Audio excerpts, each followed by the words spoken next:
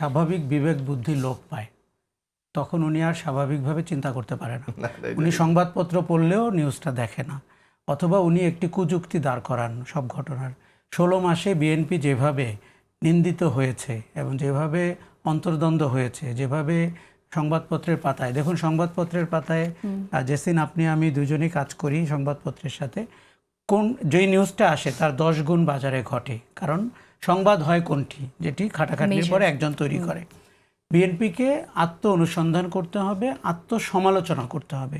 ওই দিন কিন্তু চলে গেছে যে আপনি যা ইচ্ছা তাই বললেন, কোনো রকমে ভোট পেলেন, তারপরে দুর্নীতিতে 5 বার চ্যাম্পিয়ন হলেন।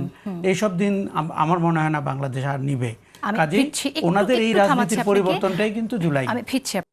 আজকে তরুণরা কয়েক মাসের মধ্যে একটি চমক তৈরি করেছে এবং হাসিনা পালিয়ে যেতে বাধ্য হয়েছে।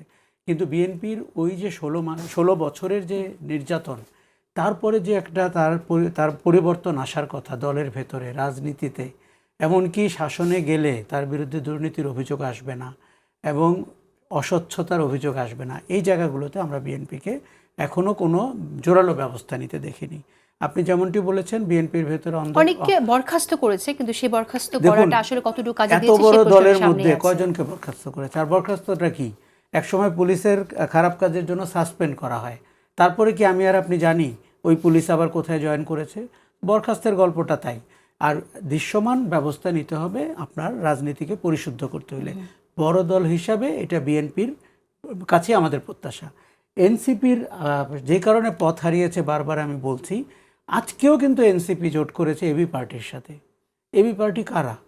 উনি যে জামাতের ব্যাপারে জোর গলায় কথা বলবে, এবি পার্টি কারা? জামাত থেকে বেরিয়ে আসা একটি গ্রুপ। কাজেই এবি পার্টি নিশ্চয়ই কৌশলগতভাবে এনসিপির কাছাকাছি থাকার চেষ্টা করছে। এনসিপি তাদের কিছু ব্যক্তিবর্গের জন্য, জুলাই আগস্টের অনেক অদায়িত্বশীল কথাবার্তার জন্য, ব্যবহারের জন্য, তাদের রাজনীতির যে সম্ভাবনাটি তৈরি হয়েছিল, বাংলাদেশ মুখিয়েছিল যে একটি নতুন রাজনৈতিক প্ল্যাটফর্মের জন্য, সেটা তারা ধরতে পারেনি।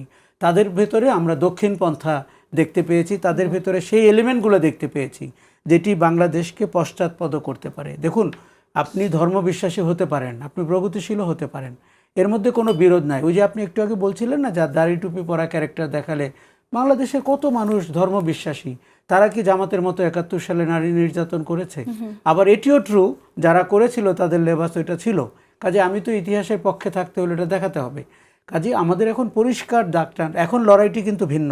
আমরা হাসিনা বিরোধী কথা বলে আমাদের সময় নষ্ট করলে এই লড়াইয়ে আপনি কিন্তু পরাজিত হবেন।